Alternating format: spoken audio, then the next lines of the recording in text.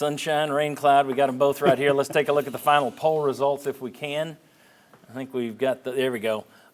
Better should have won. 82% of you feel better about this team, and about what does that say? I can't 13. read it. 13 say worse, and whatever is in between. So 5%. Right. Yeah, 5% say about the same. That surprises me. As a matter of fact, when I was building this show last night, and I talked to you, I'm like, I think everybody's going to think, what is wrong with Pennington? Why is he suddenly positive? But everybody but Chuck and 13% of the other rest of Knoxville look at it. Just slightly. Feel a little worse about it, and that's fine. Chuck ought to be sitting over here. We should have flipped them today. All right. Chuck and Sterling, let's go through the Doves, and we'll get to the Vultures in a minute. 3 best players for Tennessee yesterday. Who are your 3 Number one, as bright as the sun was at Neyland Stadium yesterday, everybody putting on sunblock, the sunshine still goes on, Joey Aguilera.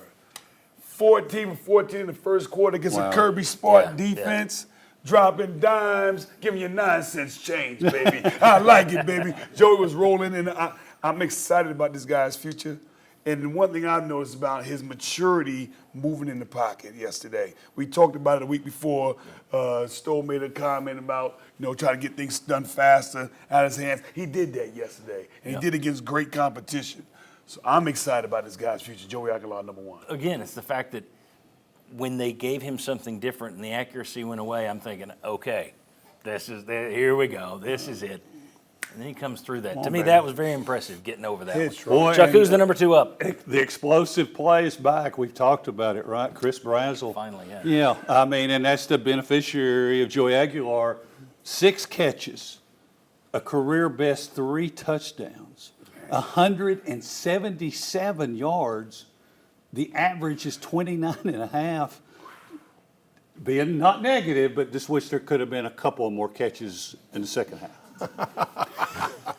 Man, you on Team Sunshine, man. You don't put an umbrella on the sun. No, I was just kidding. The peer pressure is getting to you. I want to look. Chris Brazel, I have questioned all offseason because he dropped too many passes last year.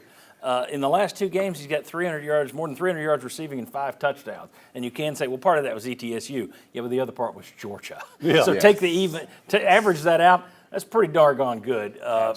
Applause to Chris Brazel because 2 of those touchdowns, one was a slightly overthrown ball that the defender bats, and he's got the concentration to catch the thing. Yes. Right. The other one was slightly underthrown. They were good touchdown passes, but slightly underthrown. Good 50 balls. Yeah, defender comes back over, and he's still got the concentration to catch it and break. He had a heck of a game yesterday. I'm proud of that young man. He showed toughness. Who's the 3 up? 3 and number 7. Gerard Mayer was there yesterday as being honored as VFL, and he showed up for his grandfather that was number 7 back in the day. That daggone Carter, baby. Yeah, Aaron Carter. Let me tell you something. He made some plays yesterday, I believe, had he not been in his position, could have gone to the house. And because he was there making the play when his number was called, we stayed in that game and defense showed up to me. I looked last night, Chuck, and ESPN and UT sometimes have different numbers, but I looked at ESPN last night and had him down for 14 tackles, regardless of whatever the final was. He was all over the He was everywhere. I had him at 17, but I just was live. Because you're sitting over there. Yeah, that's right, giving him more, baby. He was making so many plays, it was hard to keep. I think they missed a couple of tackles he had because he was making so many. 3rd down for what? Oh, I'm sorry. All right. We are over, so we got to be fast with the negatives. Oh, wow. But no, you do your thing. You do your thing. All right, I think we've mentioned him a couple times. Freshman in this game, Ty Redmond, obviously. That's your number 1 down? That's the number 1 down. Yeah. Number 1 down. Okay. Number 1 down. Wow. Yeah. I just think that was too much they could rely on. Too many 3rd downs, too many big plays when they needed. Georgia had it in their bag. We're going there. And here's a kid came in this year, didn't expect to be a starter against Georgia. He was going to be your 4th DB, so you cut him a little bit of slack. See, now I'm being nice. Yeah, why don't we flip you two? All